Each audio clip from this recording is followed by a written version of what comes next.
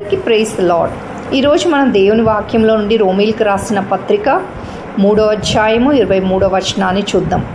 అందరూ పాపం చేసి దేవుడు అనుగ్రహించు మహిమను పొందలేకపోవచ్చామని బైబిల్ స్పష్టంగా చెప్తుంది.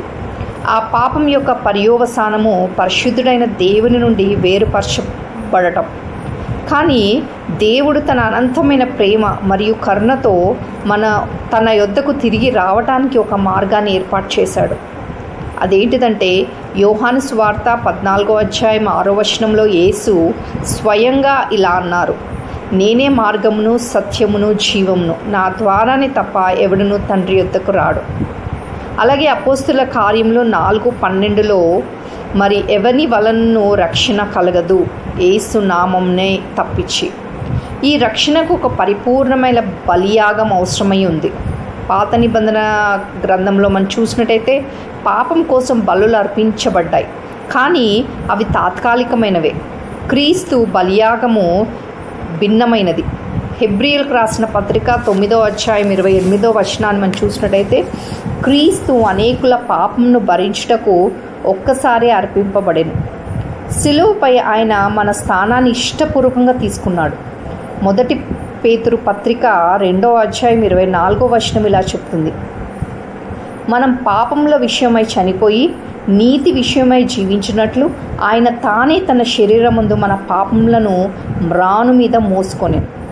ఆయన ఎందుకు ఇలా చేశాడు? మరి ప్రేమ వలన. రోమీలకు రాసిన పత్రికలో మనము 5వ అధ్యాయం 8వ వచనంలో చూసినట్టయితే అక్కడ దేవుడు మన ఎడల తన ప్రేమను వెల్లడిపరుచున్నాడు. ఎట్లనగా మనం ఇంకను పాపులమై ఉండగానే క్రీస్తు మన కొరకు చనిపోయాను. మనము యోగ్యులమని కాదు, కానీ ఆయన ప్రేమ స్వరూపి గనుక. మొదటి యోహాను 4వ అధ్యాయం 8వ వచనంలో ఇది ఒక త్యాగపూరిత ప్రేమ, సర్వస్వము ఇచ్చిన ప్రేమగా మనం చూస్తున్నాం. యేసుప్రభు వారు యోహాను సువార్త 15వ అధ్యాయం 13వ వచనంలో ఇలా అన్నారు, తన స్నేహితుల కొరకు తన ప్రాణం పెట్టువాని కంటే ఎక్కువ ప్రేమ గలవాడెవడునూ లేడు. యేసు శిలువపై సమాప్తమైనదనేసి ఒక పెద్ద కేక వేసి తన ప్రాణాన్ని విడిచినట్టుగా మనం చూస్తాం. ఇది మన యోహాను సువార్త 19వ అధ్యాయము 30వ వచనంలో చూస్తాం. పాపపు రుణం పూర్తిగా చెల్లింపబడింది. మనకు మరియు దేవునికి మధ్య ఉన్న అడ్డంకు తొలగిపోయింది. ఆయన మరణము మరియు పునరుత్థానం ద్వారా మనకు ఒక కొత్త జీవితము అందించబడింది.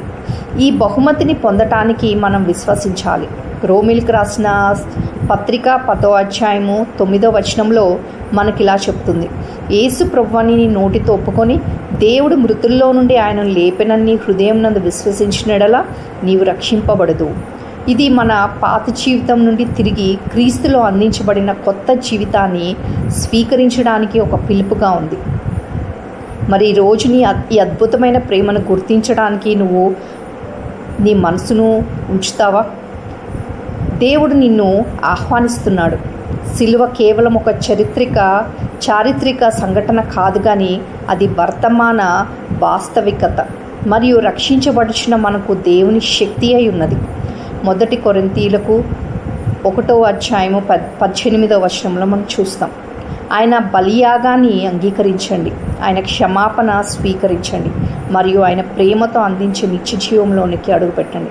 మన పాపంలో మనం ఒప్పుకొనేలా ఆయన నమ్మదగినవాడు, నీతిమంతుడు కనుక మన పాపములు క్షమించి సమస్త దుర్నీతి నుండి మనల్ని పవిత్రులుగా చేస్తాడు.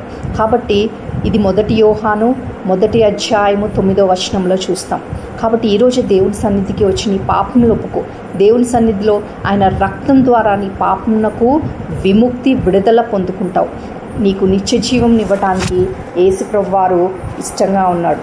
ఈరోజే యేసయ్యను అంగీకరిస్తావా? మరి దేవుడు నిన్ను నీ కుటుంబాన్ని దీవించి ఆశీర్వదించును గాక. ఆమేన్, ఆమేన్.